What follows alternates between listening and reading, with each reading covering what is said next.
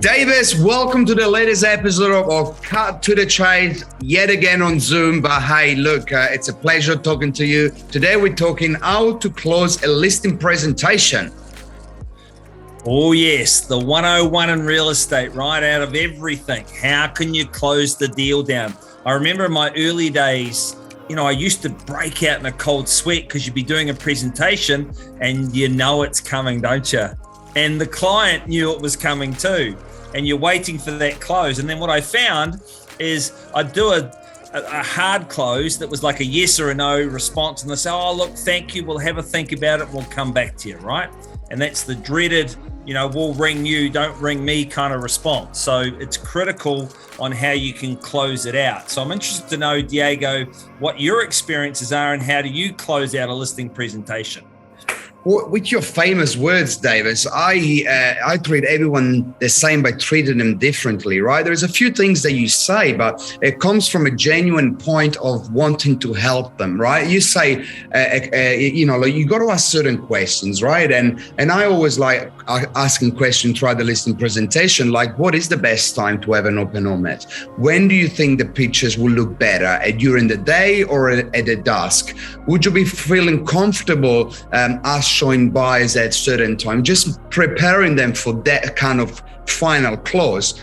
At the end of the day, I've got to the point that's just like the name of this podcast, I'll cut to the chase. My listing presentation are not hours and hours. And look, there is always going to be old Mavis or Maureen that we're going to be there for a long time with a cup of tea, and I'll enjoy those ones. But most people just want to know the facts and they want to know if you're the best man for the job.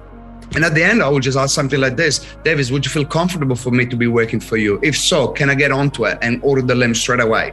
Just something like that is actually going to make them go like, well, actually, yes, I'm comfortable with you. And yes, let's get the ball rolling. Versus, can I sell your house? Because that is very defensive. And they're probably going to say, oh, I don't like that kind of wording, right? So I'm gentle. I ask a couple of questions, but in the end, it's really, hey, are you happy for me to work for you?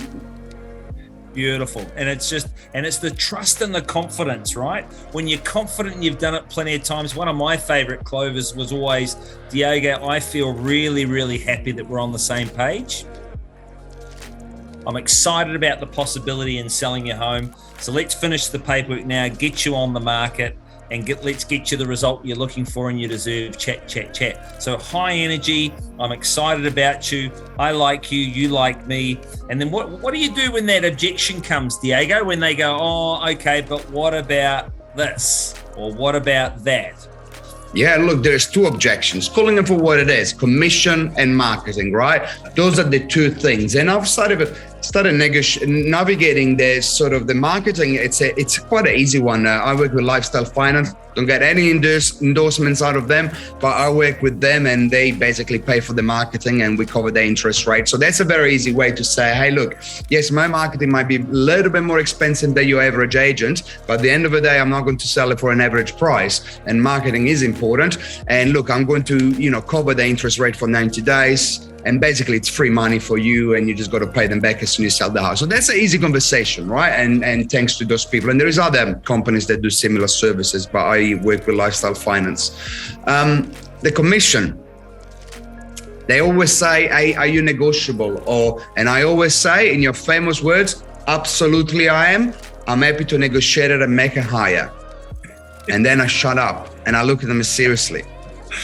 And then they normally go like, oh, no. I mean, lower. And I'm like, well, look, and I kind of approach it in this way. And I say, look, if you think I'm the best man for the job, let's negotiate something right now that works for both of us, sign the paperwork and move on. Because I'll tell you what, I would hate to lose the business for the sake of $1,000 or the sake of a couple of grand. So I'm happy to work something that can work for both of us, right? And genuinely, I am.